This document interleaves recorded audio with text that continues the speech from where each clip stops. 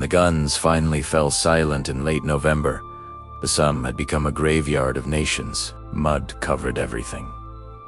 Villages had ceased to exist. Only fragments of stone hinted at where homes once stood. Trees were reduced to jagged black spears. The ground, churned by months of shelling, no longer resembled Earth, but an alien landscape of craters, shattered trenches, and abandoned equipment, half submerged in muck.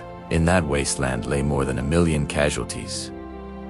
British, French, German, each one a life cut short in a struggle that gained barely 6 miles of ground. Yet, despite its limited territorial gains, the Somme left a wound deeper than any map could show. It changed how the world understood war itself. For soldiers who survived, the memory never faded. They spoke of nights when the horizon glowed red, when the sky flickered like a storm of fireflies as thousands of shells burst every minute. They remembered the sound of wounded men calling for help in the dark, voices fading as hours passed and rescue became impossible. They remembered the smell of gas drifting across fields, the rattle of machine guns echoing endlessly, the dull thud of mortars, the whistle of snipers' bullets. The war had stripped away illusions of honor, glory, or quick victory. The Somme revealed the cost of industrial warfare, not the courage of individuals, but the crushing power of machines. The German army was shaken to its core. Though it had held much of its ground, it suffered enormous losses it could not easily replace. Experienced soldiers, the backbone of its defensive system, were gone. The Somme forced Germany to adopt new defensive tactics. Elastic defense, defense in depth, and rapid counterattacks, designed to absorb enemy blows rather than stop them head-on. But these innovations came at a terrible cost. German morale was bruised, and letters from the front spoke openly of despair. Soldiers wrote of endless bombardments, of British artillery that seemed to come from nowhere, of trenches collapsing over men still alive, of days without rest as attacks came one after another. The Somme marked the beginning of Germany's long, grinding decline. For the British Army, the battle became a crucible. The volunteer armies raised in 1914 and 1915 had now faced their first great test. They had suffered catastrophic losses, yet they had not broken. They had learned, painfully and slowly, how to fight a modern war. Commanders introduced creeping barrages to synchronize artillery and infantry, improved coordination between units, and refined reconnaissance. New officers rose from the ranks, hardened by the reality of constant combat. By the end of the Somme, the British Army was no longer an inexperienced force. It had become one of the most formidable fighting machines on Earth, capable of coordinated, large-scale offensives that would eventually turn the tide of the war. Still, the price was almost unbearable. The losses were felt most sharply at home, where entire towns grieved for the men who would never return. The PALS battalion's units formed from groups of friends, co-workers, and neighbors were devastated. One catastrophic attack could wipe out a generation of young men from the same community. Mothers received telegrams on the same day. Schools held memorials for dozens of former students at once.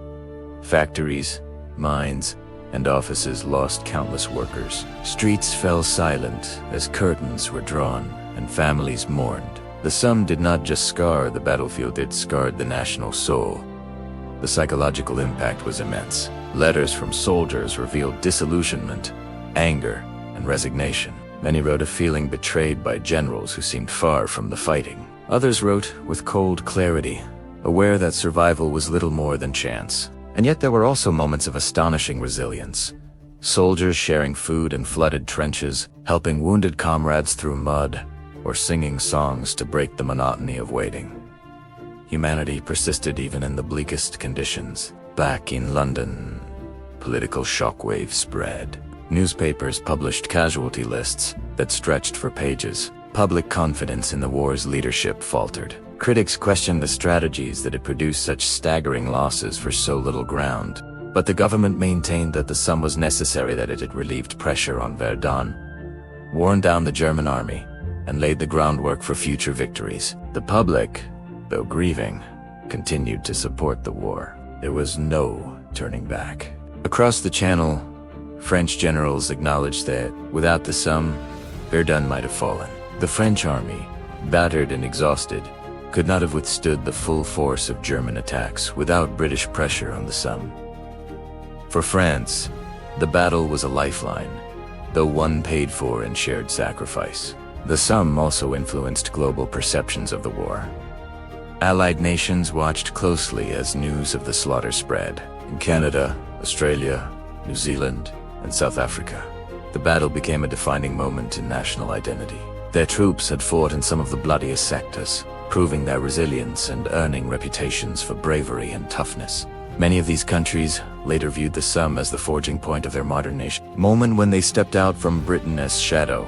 In the United States, which had not yet entered the war, reports of the Somme shocked the public. The scale of the fighting revealed the true nature of the conflict raging in Europe. Observers realized that if America remained on the sidelines, it might face the consequences later. The horrors of the Somme did not immediately push the United States into the war, but they helped shape American understanding of the stakes and prepared the nation for its eventual involvement. As winter settled over the battlefield in December 1916, commanders on both sides finally halted major offensives. Soldiers dug into frozen, waterlogged ground, using whatever scraps of wood or tin they could find to keep themselves warm. Silence returned, but it was an uneasy silence. The dead remained where they fell, buried under snow and earth. The trenches, once filled with thousands of men, now held skeleton crews. Those who remained stared out over a landscape that had consumed so many of their comrades and wondered how much longer the war could possibly continue. When spring arrived, the Somme had already become a symbol of warning, a lesson, and a wound. Politicians and generals spoke of its importance. Poets wrote of its tragedy. Veterans carried its memory into old age. The battle had exposed the brutality of modern warfare and forced nations to confront the staggering cost of their ambitions. It showed that the First World War was not a contest of tacticians, but a struggle of endurance, industry, and will. And it marked the moment when the world fully understood that the war would not end quickly or cleanly. It would grind on reshaping societies, economies, and governments, leaving a world transformed. By the time the battle officially ended in mid-November 1916, more than 1 million men had been killed, wounded, or gone missing. Strategically, the Somme did weaken the German army, drain its reserves, and force it into a defensive posture. It signaled that Britain was becoming a military giant capable of carrying the war forward. It relieved pressure on Verdun and ensured that France survived one of the most desperate moments in its history. But these gains came at a cost so overwhelming that many historians still debate whether the battle could ever be justified.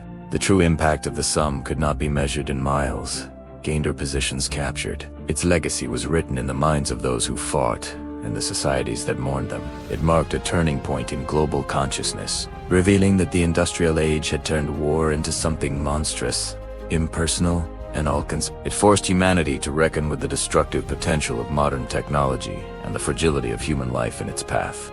When veterans of the Somme later recalled their experiences, they spoke with a mixture of pride and sorrow. They remembered friends who never returned, officers who led from the front, and quiet acts of courage in the midst of chaos. They remembered the terror of bombardments and the unbearable silence that followed. They remembered not just the battle, but the feeling that the world had changed forever. The Somme shocked the world because it stripped away every illusion about war. It showed nations that even the strongest armies could be torn apart in a single day. It revealed that bravery alone could not overcome machine guns and artillery. And it left behind a harsh truth, that in the modern era, victory would be measured not by brilliant maneuvers, but by endurance, sacrifice, and the willingness to bear unimaginable loss. The Somme became a symbol of the First World War's devastation.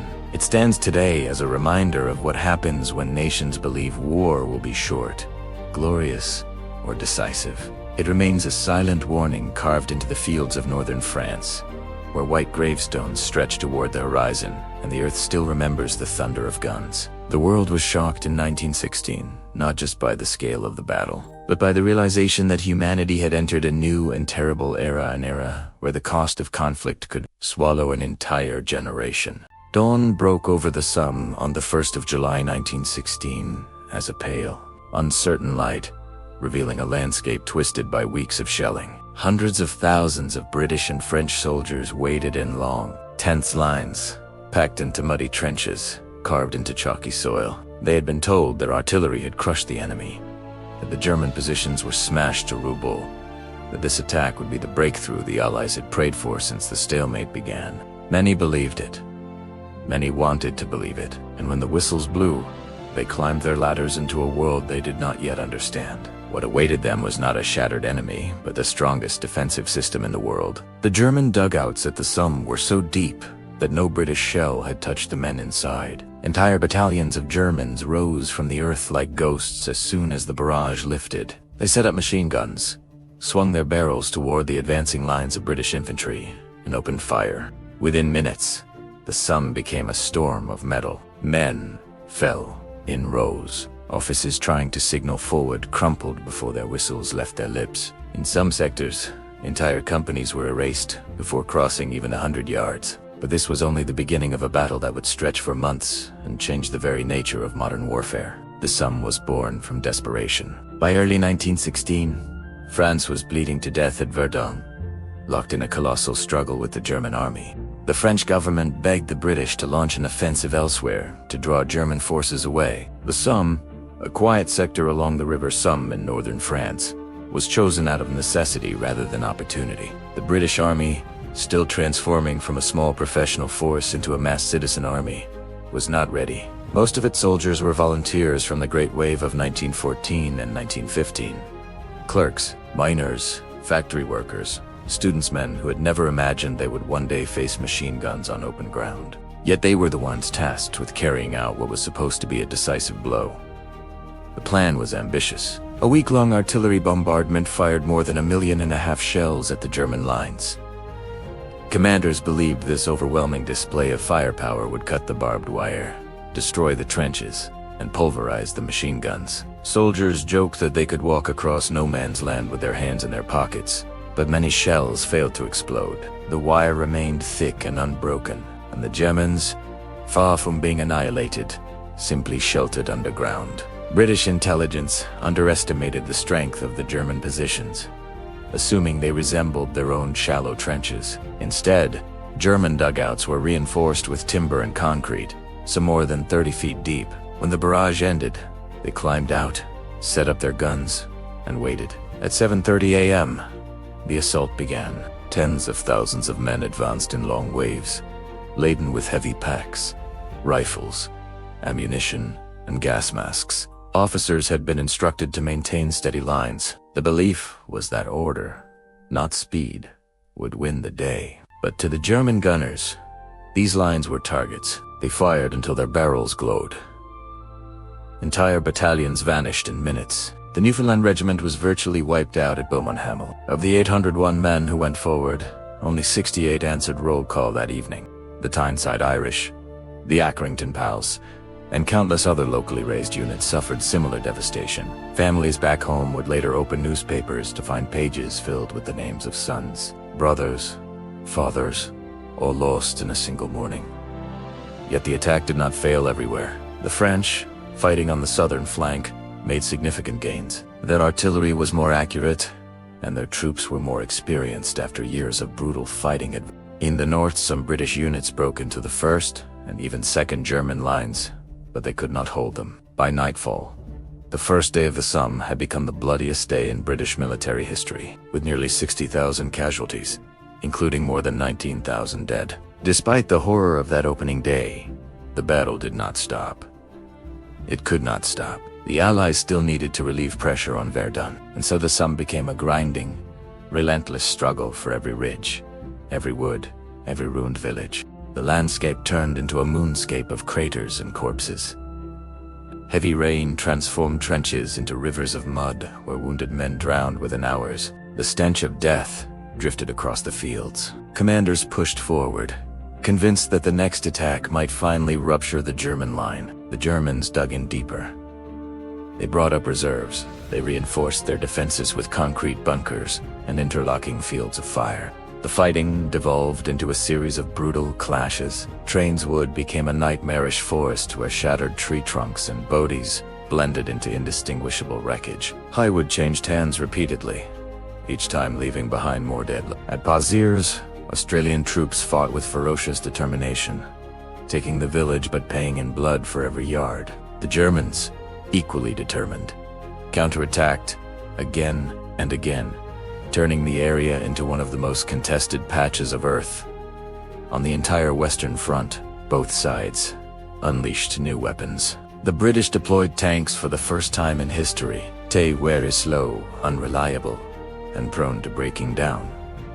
But when they worked, they terrified German soldiers who watched huge metal beasts crawl over trenches and crush wire beneath their tracks. Yet even tanks could not break the deadlock. The battlefield simply absorbed everything thrown at it. The Somme also reshaped the psychology of warfare. Soldiers lived in constant fear of artillery, the true killer of the First World War, the random terror of shells shrieking overhead, others landing silently before exploding war men done. Shell shock, once dismissed as cowardice, became a recognized condition as officers witnessed soldiers trembling uncontrollably or rendered mute by trauma. Letters home described a world of perpetual thunder, where the sky flashed endlessly and the ground shuddered as if alive.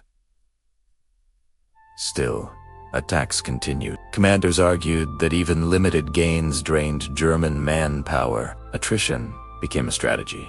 If the Allies could bleed Germany white, victory might eventually be possible. The soldiers on the ground did not debate strategy. They simply obeyed orders, advancing through mud and fire, clinging to life one day at a time. Many could not articulate why the battle continued. They fought because stopping was impossible. By August, the villages of Guillemont and Ginchy became focal points of the struggle. Irish divisions both from the north and south fought side by side, capturing ground in ferocious combat that left entire units decimated. The camaraderie forged in those moments would echo through memory long after the war ended. As September arrived, a new offensive began. Tanks rumbled forward near Flers-Courcelette, accompanied by waves of infantry. For a brief moment, success seemed possible. Villages fell. Lines moved. The Allies advanced nearly 4 miles, significant by the standards of trench warfare. Soldiers cheered the sight of tanks forcing Germans from their positions. Morale rose, but mechanical failures, muddy terrain, and lack of infantry coordination prevented a breakthrough. The Germans adapted quickly, developing new tactics to stop the machines. Even as the weather worsened, commanders ordered further assaults. Morville, Thiepval Ridge, and the Schwaben Redoubt became synonymous with unrelenting sacrifice. Everywhere the pattern was the same: bombardment, attack, counterattack, consolidation, more bombardment. Thousands died for a few hundred yards. The earth swallowed them without distinction. The Somme dragged on into October. 10 November, rain turned the battlefield into a swamp. Visibility dropped. Cold crept into every dugout. Many men felt the war pressing down on them with suffocating weight. They watched friends vanish in explosions, disappear into mud, or slump lifeless in trenches that offered no shelter. And yet, day after day, the struggle continued. By late November, the offensive finally slowed. Winter made further attacks nearly impossible. The armies dug in once more, exhausted beyond comprehension. There was no victory to celebrate, no decisive result. Only the tally of lives consumed by a few miles of devastated ground.